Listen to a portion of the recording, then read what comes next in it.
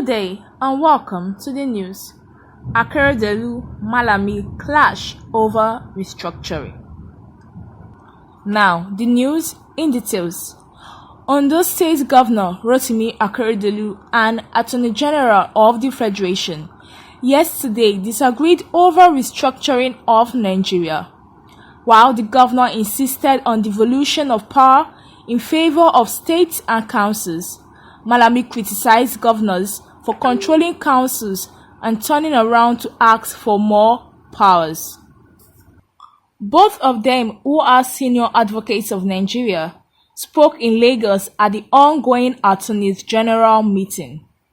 Akeredolu, who delivered the keynote address, said the federal government's inability to secure lives and properties would force citizens to arm themselves in self-defense. He believes the police, inadequately funded and equipped, were overwhelmed.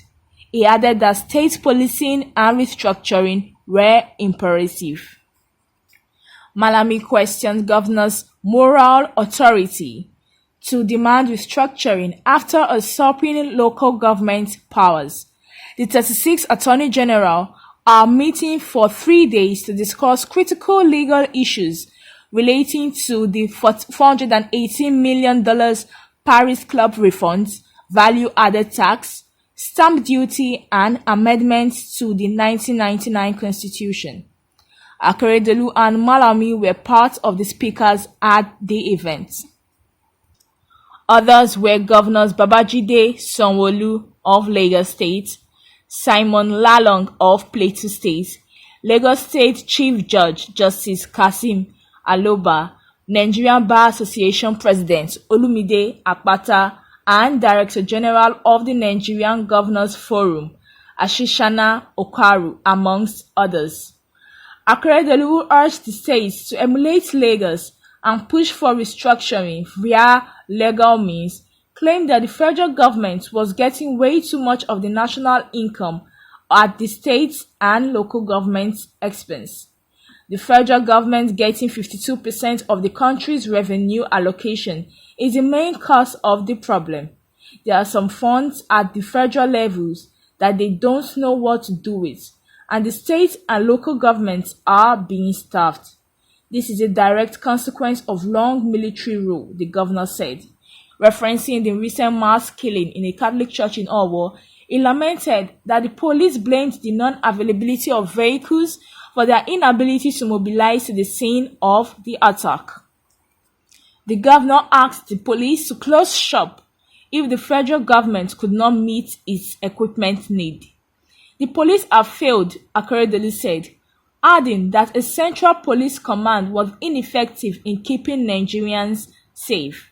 The current spate of insecurity in the country leaves us with no room for equivocation on the right of the states to maintain law and order through the establishment of state police, he said. Addressing the AGF, the governor said, "We will carry arms very soon, Oga Malami. There is no other way."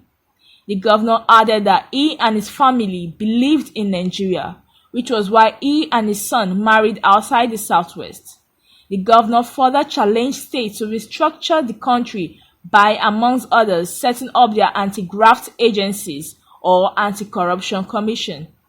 He argued that the Economic and Financial Crimes Commission, EFCC, was a creation of and for the federal government of Nigeria only and not for the federation of 36 states. If you have not done it, set up a state anti-graft agency in your state. Go and do it. Let the EFCC run after those who have infractions with the federal government, not states. We now use the EFCC to start pursuing even governors, and you want to stay as if you are holier than everyone? You now use federal government agencies to oppress people in the states. So go and promulgate your laws, establish your anti-graft agencies. We have done ours in Ondo State, or else EFCC will continue to pursue you. Is it only in states that they steal? I'm not saying you should be stealing, Akeredolu said. Malami accused governors of greed by coveting local government revenues. He questioned the governor's moral ground for the agitation for restructuring and state police in the face of this compromise. The AGF wondered whether a state governor that colonized the resources of a local government, that renders a local government inefficient and ineffective in the performance of its duties, security and otherwise, has moral standing to now clamor and crave for restructuring against the backdrop of the inherent abuse associated with its conduct, with particular regard to the corporate existence of a state.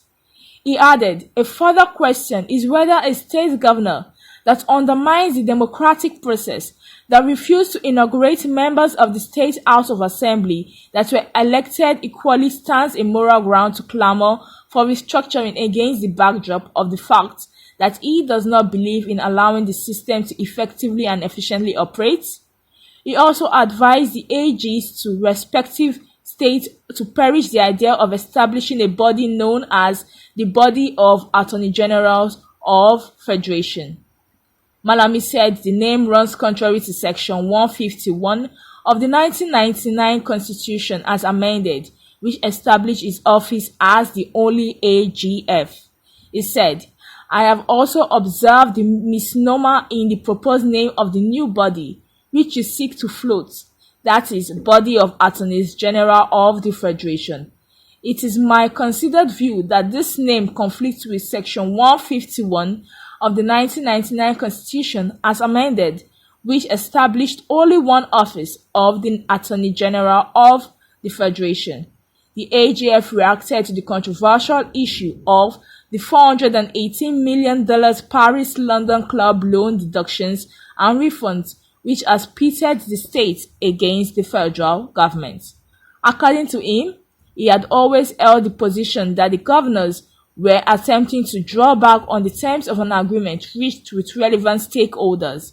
Malami maintains that the respective AGs and the governors should have adopted an out-of-court settlement rather than opting for a prolonged legal battle on an agreement they reached on behalf of their states.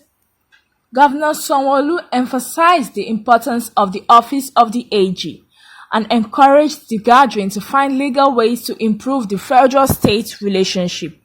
You know too well that in the Constitution, it is only the Attorney General that the Constitution said you should appoint. Once you have the Attorney General with you, you don't even need commissioners or special advisors again. So that goes to explain how important and how critical your roles are for us, he added. Governor Lalong, who was represented by Plateau State AG Chris Amadu, narrowed down the issues. The issues of value-added tax should have been straightforward, as lawyers will know it's not in the exclusive legislative list. So how do we come to an arrangement where the state and the federal government will equally partake for the good of today, he queried. The meeting ends today. So don't forget to engage us in the comment section and leave your opinions there for us to actually read. Don't forget to like, share, and subscribe to our news channel. Thank you and God bless.